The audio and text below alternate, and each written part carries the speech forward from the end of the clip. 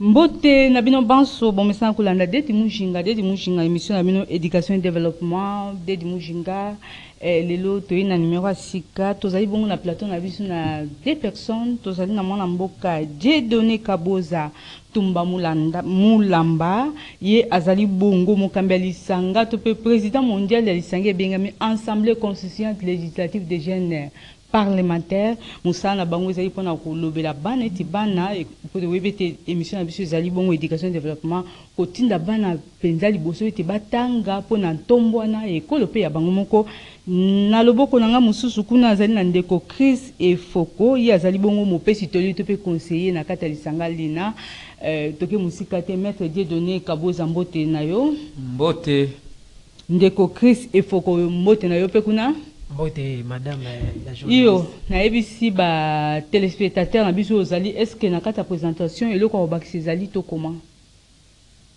Maître Dieudonné Mulamba Tumba Kaboza, il est président mondial de l'Assemblée des jeunes parlementaires. C'est une structure spécialisée de protection de l'enfant, une structure créée en l'an 1990, précisément le 30 septembre, à l'issue du sommet mondial de l'enfant tenu à New York. Tolingi penza to tondola ngo to fungola ngo pena lingala batu baye baba to banga kaka wana français batu nyonso po makambo etali bana etali batu nyonso baye balobaka côté ya lingala baye balobaka français po ete baye batina lisanga yango maître Dieudonné Kaboza ntonto yeba Assemblée constitutionnelle législative des jeunes parlementaires ezo sala musala nini et puis eloko nini pusaki yo en tant que jeune au côté na kata lisanga wana pona ko défendre bana ntonto yeba lisolo ngo Assemblée constituante législative des jeunes parlementaires ou bien Parlement de la jeunesse et de l'enfance, ezali organisation oyo ezoko veiller elingi kolobake ezali wana pona mibeko ko respecter ba mibeko nyonso oyo elonami pona bana pe ko protéger ba intérêt ya bana miki. Ozali avocat, tokoyeba na article ni na constitution, ezobeli comme la protection des enfants. La constitution, dans la constitution de la République, dans l'article 27, il y a constitution de la République, alinéa 2, et l'Ingi Koloba, même ceux qui peuvent se référer à la loi portant sur la protection de l'enfant, la loi portant sur la protection de l'enfant, et si on va énumérer même création et parlement de la jeunesse et de l'enfance, bâtir peu institution au Esengeli et Kamba Parlement de la jeunesse. Wana bâtir ministère à genre, ministère à jeunesse, ministère éducation nationale. Na rappelé bino sans ça autosali na yango sans août ezali sans ya kolobela makamita bilenge pour être le 12 août ezaki journée internationale de la jeunesse yango moni tozo tambola parci par là tozo lobela likamita bilenge pe c'est bangoni bazali école Congo ya lobby hein et puis Africa lobby moi na mboka Dieudonné omela moi mai muke toke kuna mopesi toli to pe conseiller Chris Efoko yope elenge na ministre bilenge mususu bazobeta baba bazaki baobeta bauti ko beta ndembo ba mususu bakoti cancer ba mususu pourquoi okoti na lisanga yango ye izana pona ko lobela to pe ko défendre bana yope elenge bo pourquoi ele onipe etinda ko kota lisanga. Merci madame la journaliste, question na eza vraiment motu ya mingi pona bilenge en général et puis biso ba oyo en particulier. La commandana nous n'avons ça la moi petite rectification ce qui vous permettrait. Merci les pour la sécurité. Et ça déjà Chris et faux côté mais ça Chris Ekofo. Ekofo oui. Ouais, pour nous éclairer lanterne. Ici balandi Chris Ekofo. Pour nous éclairer lanterne, il y a moi bateau belé. Bon, pour nous kokota suko nakati ya sujet ya il y a question na yo na ko lobanati na été jeune ko ta concert ko beta ndembo to pe ko sakana na bandenge nyonso eza pe parmi ba droit na ye bozomona eza pe parmi ba droit na ye mais ezo senga na batu moko ba meka ko zala à part pour que ba réfléchir na comment est-ce que ba jeune wana ba ko développer pleinement na ba droit na bango. Maître Dieudonné Oyaza, président mondial, notre président auti ko pesa yo je crois ba éclaircissement suffisant oyo ezo la kisa mibeko oyo eza ko konza bilenge de manière générale. Donc toza na loi portant protection de l'enfant, toza pe na ba charte oyo eza signé mbalebele et puis na ba lolenge nyonso pona ko pesa kaka na mwana to na ba jeune donc ba droit moko boy et puis une vie paisible et puis libre, transparente. Ou une vie meilleure. Ou une vie meilleure en quelque sorte. Maître Chris Tontoyeba, kotala lelo tous les quatre coins en capitale, makamozo sala mabilenge ba koti pena mangombe sengelite masasi beta pasi pala bazo bunda kuluna bazo mela kuna masanga moto bazo mela diamba en plein air. Est-ce que vous avez une idée ni beaucoup ça pour nous sensibiliser les jeunes wana yo pour ça elenge ete ba bima na lisanga wana ya mabepe masanga nezo bebi se bazo kufa butupe moi pour ceux qui ba jeunes ba kufi lobi na biso ceux qui ba mikolo ba kubazali ceux qui ba mikolo ba lembi ba ngonde fallait ba zo relève mais ce que ba masanga bazo mela makaya bazo mela makasa en plein ne ba obanga souté kuluna chaque jour. Idée ni neko zanango pour aussi ça likambwana bien que chef de l'état coup de chapeau na tata mokonzi école ataki service national butupe moi to moi masango zolia ma bande ko amsu bazaki ba kuluna lelo ba bongwami ba komsa misa malamu mais ba susu pe bazali kokoba yo makasini zanango pour na ko benda kolongola bango na sika bazali pour na ko zongisa bango ya mboto za mokonzi na biso to tika kete ape maman moke. Merci. Je crois que question wana ce qui to pusani moi muke lisusu nakati ya masolo okozwa réponse nango à long et à large mais nazo meka ko anticiper un peu pour que na satisfaire ma réponse na yo parmi ba programme oyo donc ba cheval de bataille oyo ACLJP azo mené et ça na lutte contre la délinquance juvénile donc eza biloko oyo ezo pesa biso accès ya ko combattre ba anti-valeur wana biso ndenge toza botoza la kana devise moko to mesana ko lobake parce que eza na adage moko soit lycée moko elobamaka po na ko endormir jeunesse ya ko lobake jeune aza espoir ya lobby non OK jeune aza espoir ya lelo pe ya lobby jeune il faut à travailler lelo pour que azwa connaissance suffisante oyo et comme maye na continuité à lobby donc ceux qui basazo meka ko endormir ye jeune aza espoir à lobby balali se ba ponga ba bébé yo zela na nous puisque ça jeune zela na nous jeune ko participer voilà pourquoi grâce à ACLJP oza organisation mondiale ezo pesa biso accès ya ko luka moyen ya ko rééduquer jeunesse au travers programme oyo to instaurer ya lutte contre la délinquance juvénile et ça eloko oyo ezo permettre na biso na ko banda côté ya ba oyo déjà bon ça ni porte à porte to bosani campagne bon ça sous forme ni yo za te conseiller en tout cas nazo lingana na batela parti wana na mo apesa ngo ba détail nyonso oui tozongi na mokonzi président Dieudonné Kaboza mokambi ya Assemblée constitutionnelle législative des jeunes et parlementaires na tuna ko mutuna moko eloko nini pusaki yo okota na lisango ebulobela makamba bana pe bilenge ya motokota mutuna mususu ezali vraiment important que na répondre nango lelo eloko tinda kingai na lobela intérêt ya bana c'est à cause de l'intérêt supérieur des enfants. L'intérêt supérieur des enfants, parce que le droit d'abord, si nous regardons vraiment des tests juridiques de protection de l'enfant, en commençant par la Convention relative aux droits de l'enfant, la Charte africaine du bien-être de l'enfant, et surtout la Déclaration universelle aux droits de l'homme, ces droits-là est tout à fait bafoué. Nous voyons en République démocratique du Congo. L'école Congo démocratique. Dans mon pays surtout, les droits de l'enfant est bafoué. Les droits de l'enfant n'est pas respecté. Les okokto samate, yango wanande etindi biso, to telema, surtout nga, nabandaki nango depuis bomwana. Depuis que je... Omonaka nini, we etindi yo, est-ce que omonaka mwana mobo azaki abandonné, pas signé, pas mutinyo suzaka. Na l'an 2001, eloko révolta kingai, pour que na telema, na koma défenseur ya bana, ezaki à cause, na monaki bana, bazalaki ebele na nzela.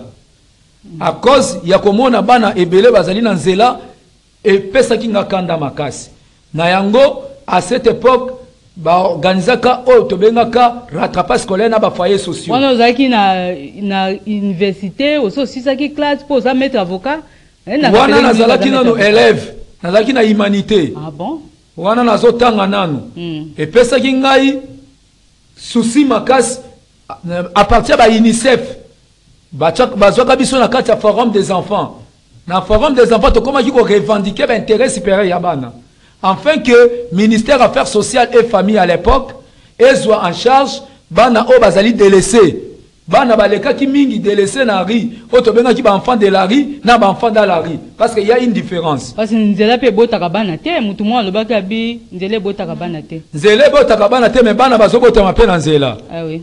Yango wana etant que molobeli et pesa ki ngai révolta ki nga tina banda ki lit.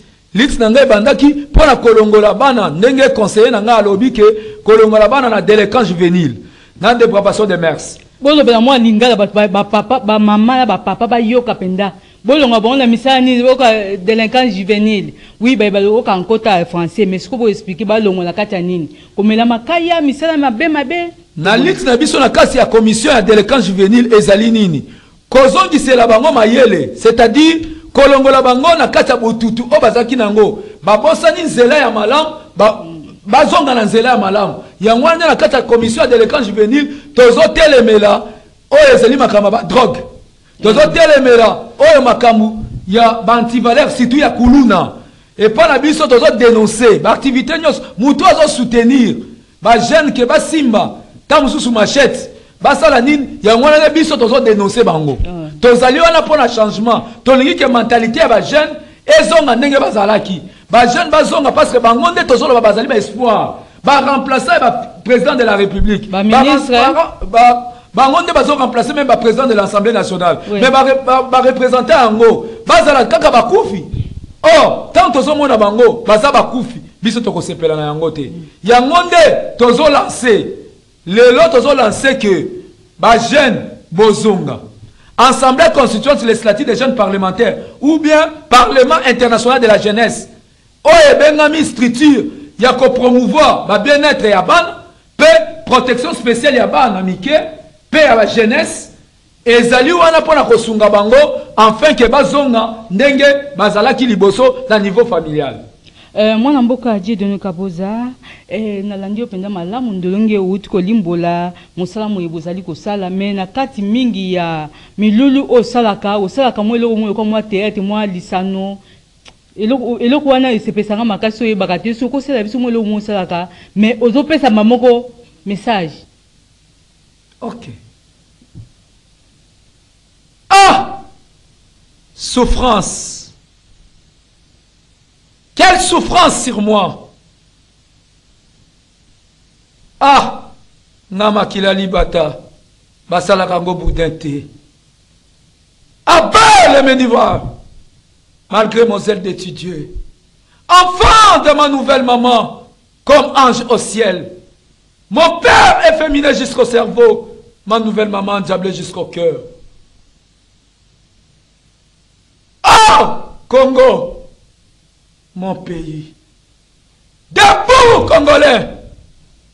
Quand je me souviens des Congolais, collaborateurs des agresseurs, acteurs, dans les spectacles de massacre de leurs propres compatriotes, Makobola, Kassika, Kisangani, Goma, spectacles montés par des metteurs en scène qui n'ont plus rien d'humain. Comme si l'homme était créé à l'image de Satan.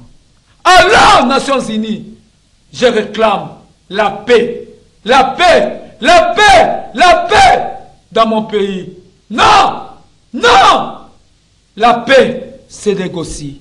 Chantez avec moi. Le peuple congolais a besoin de la paix. La guerre n'est pas sa nature. Le Congo de Kabila a besoin de la paix. La guerre n'est pas sa nature. Le Congo de Pati a besoin de la paix.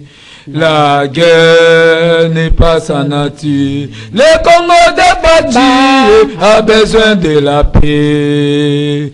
La guerre n'est pas sa nature. Le Congo de Kabila a besoin de la paix. La guerre n'est pas sa nature. Non! La paix se négocie. Mwana mboka Dieudonné Kaboza, moi maboka uti kosala epesi nga pasi na motema. Mikolo nyonso toyebi ete bazali kobundisa biso omoni mwa ekolo wapi ekolo Rwanda elongo na masanga masusu batomboki bazali kozangisa kimia bana ebele bazwami na balabala bana bazali kolela message nyo kozala nini? Je lance un cri à l'arme à la communauté internationale et surtout au niveau des Nations Unies, à l'Union africaine et à l'Union européenne, de prendre des décisions nécessaires pour qu'il y ait la paix à l'est de la République démocratique du Congo. Les enfants souffrent, les jeunes sont en train de mourir à cause des guerres des profiteurs. Et tant qu'un défenseur de la jeunesse, et tant qu'un défenseur des droits de l'enfant, j'ai dit non à l'esclavagisme de la jeunesse, non à l'exploitation des enfants, non. La jeunesse sont en train de souffrir. Où est les Nations Unies? Où est l'Union africaine? Où est surtout l'Union européenne? Or, la République démocratique du Congo, c'est un pays membre des Nations Unies. C'est un pays qui contribue aux Nations Unies. C'est un pays qui contribue en tout moment à l'Union africaine. Mais pourquoi la communauté internationale sont là pour des distractions inutiles? Là, j'ai dit non à l'exploitation de la République démocratique du Congo. J'appelle la jeunesse à se mettre debout. J'appelle la jeunesse à combattre toutes les antivaleurs qui combattent leurs intérêts. Et j'appelle la jeunesse de se mettre debout afin que nous puissions combattre tout celui qui combat l'intérêt supérieur de ce pays. Parce que la jeunesse, c'est l'avenir de demain. On doit préparer, parce que selon la mission de l'Assemblée constituante législative des jeunes parlementaires, il y a la mission de préparer le futur cadre, de dénoncer toute personne qui viole ou qui maltraite les intérêts supérieurs des enfants, de promouvoir la jeunesse, d'éduquer la jeunesse sur la culture de la paix. Or, la paix en question, donc à chaque fois nous sommes en train de suivre des formations à l'UNESCO, la paix, la paix. La paix, il n'y a pas la paix en RDC. Or, nos frères et sœurs sont en train de souffrir à l'est de la République démocratique du Congo. Chères autorités du pays, prenez soin de ces jeunes qui sont en train de souffrir. Je suis derrière le président de la République, son Excellence Félix Antoine Tshisekedi Tshilombo, qui est là, qui est en train de lutter surtout pour qu'il y ait la paix. La jeunesse, soyez derrière lui. Soutenez-les avec des actions concrètes.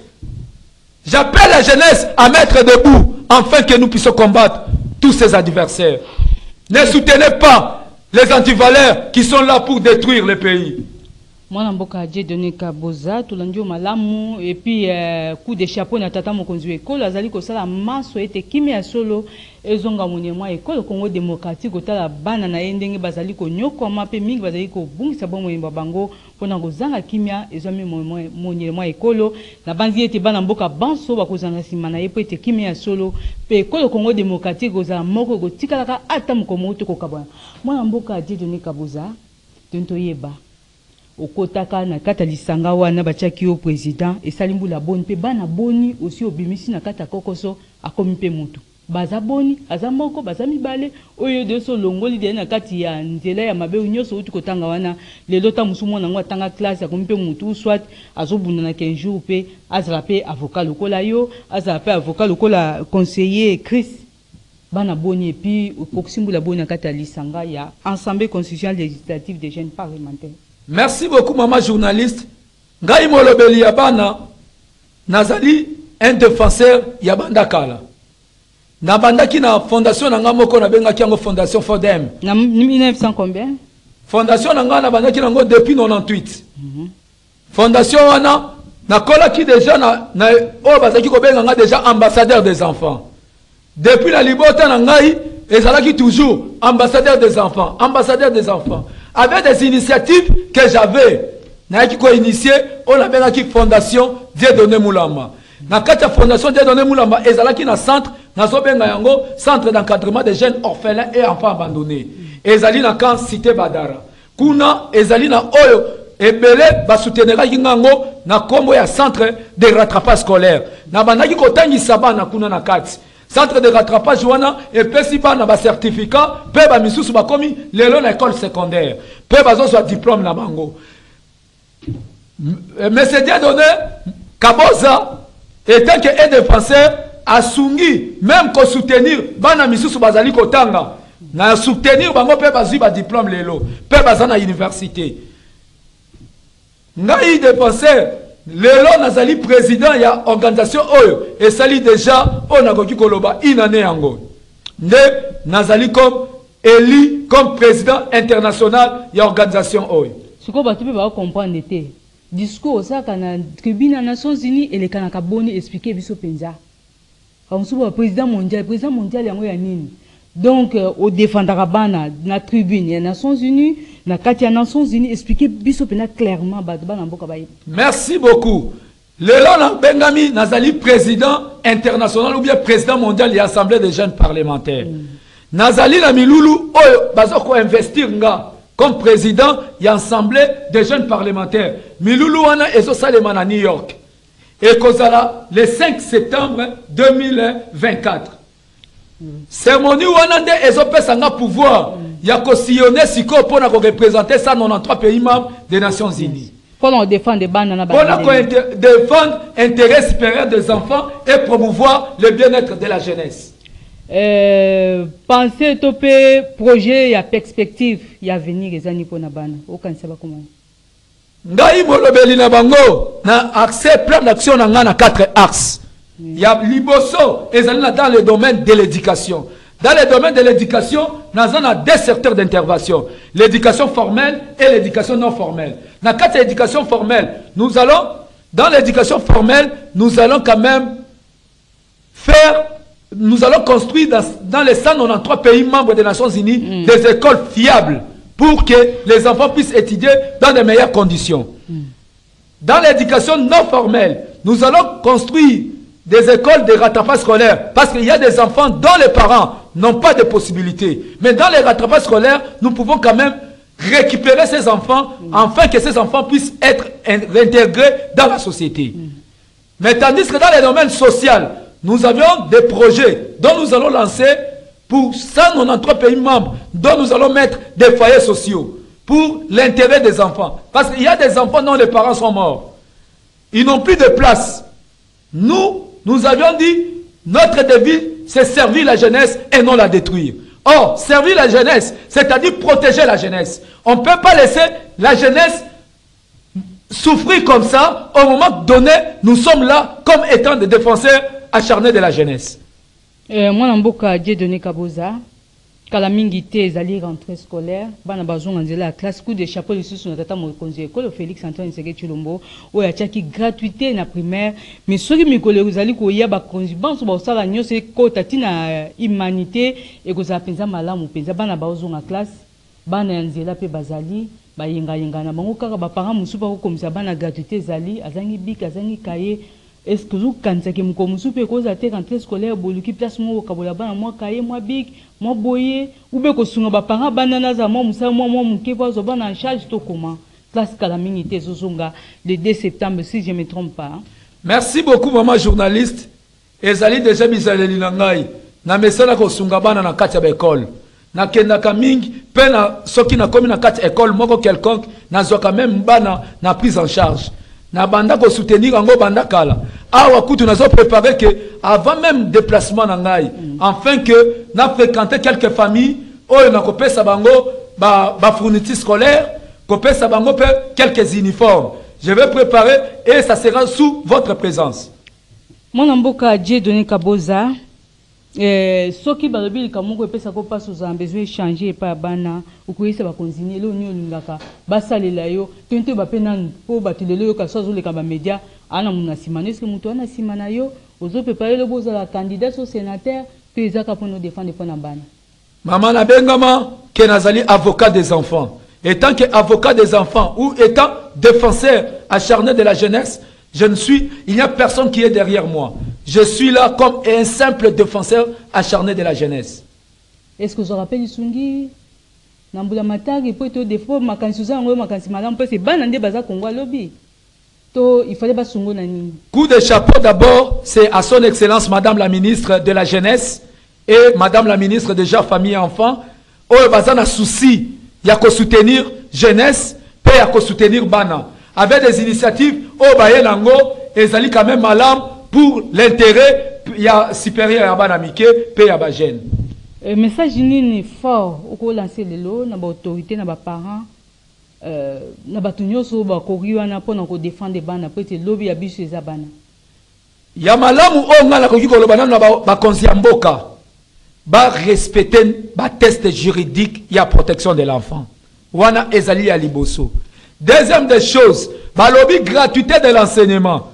Coup de chapeau à son excellence, monsieur le président de la République, Félix Antoine Tshisekedi Tshilombo. Parce que la gratuité est dans la constitution de la République. La gratuité est très importante. Et sungi bana ebele oyo lelo ba para bazaki na ba possibilité te, mais lelo bazui ata occasion yakotanga et pesi quand même esengo ya makasi. Mais nazo senga na ba parents batinda bana na école. Nenge to sepela kana solga moko to salaka toutes les filles à l'école. Et pour ça kabiso tant nazalaka na conseil national de l'enfant et pour ça kabiso to sala yango na ambassadeur des enfants oya zalaka bébé Chanda na madame Solange Gonda. Et pesa kabiso esengo afin que tout le monde bana basi bakomi pe kotanga et pesa ki esengo yango lelo nazo lancer na ba parents que ba parents nyoso ndenge bazali wana ba s'occuper batinda bana na école toboyi oyo ba tinda papa moko quelconque na niveau ya oh boloko parce qu'attendit cité l'état doit prendre ses responsabilités. Parce que la loi portant sur la protection de l'enfant, ils ont protégé bana, mais ils ont condamné peu baboti.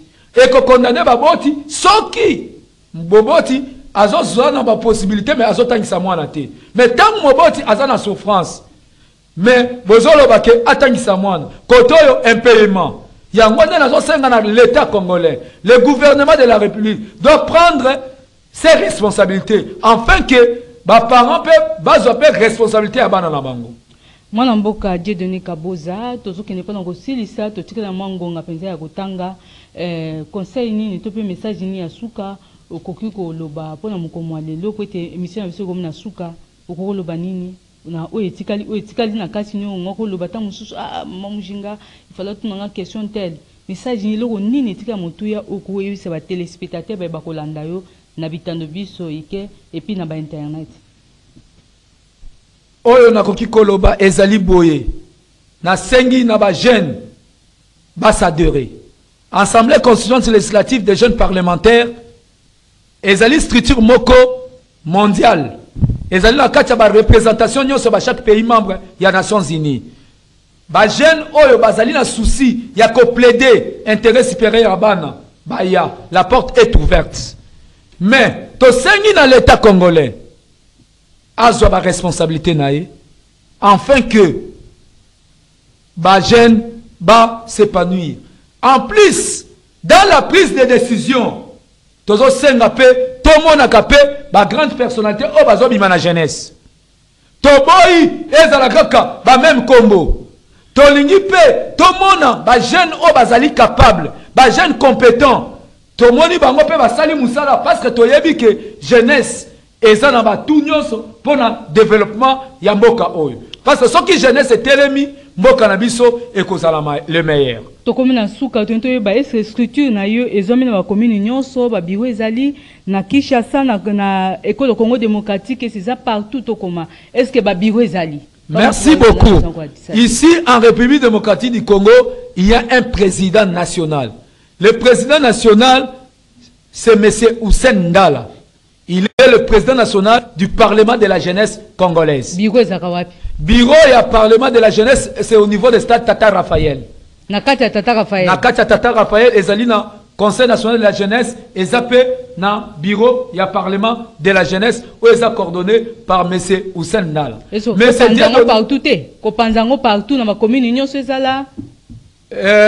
Ezali na kati ya province nyonso. C'est chaque président provincial qui a l'amabilité d'implanter cela. Moi, étant que président international, mon siège n'est pas République démocratique du Congo, mais mon siège, c'est au niveau des sièges, c'est au niveau de New York. Donc, je dois partir à bientôt. Tokomi na suka bandeko bolandi biso pena bokebi bonso maye to sola kina mboka Dieudonné Kaboza na émission na biso ya zali na pona ko défendre ko lobela bana batanga bana bakeli boso émission na biso za éducation et développement so moi na tangi malamu lobi kuna ozala mutu pe akolonga ba parani na bobola ba o nyoso ba kota misala ezangi tina kuluna nini batika peut avenir ya Congo ezali na maboko na bango nde ba sénateur bango nde ba président bango nde ba madame la première ministre ya lobi kuna ekoya botika malamu tozaki na laki ngai moko te nazaki na Solange Poutou tozaki na Aleka Bongo boyebi ke ya vanda kazaka mingi na web na production Doudou Motiri et puis na réalisation tozaki na Fiston Atunga na bango banso bazaki tozaki na bango elongo bayibasungaki ngai pe merci na président Dieudonné Kaboza oya tiki penza nzela utaki mosika andimi penza keto ya poto lobe makamabana pour te calamité en scolaire et puis maître Chris et Foko Ekofo pardon oya zaki na biso zali bongo conseiller na kati ya Assemblée constitutionnelle législative des jeunes parlementaires mandeko banso batambo ene longo tokutemba nzala mbalasima soki yeso azongi te tokutani susu butika malamu ciao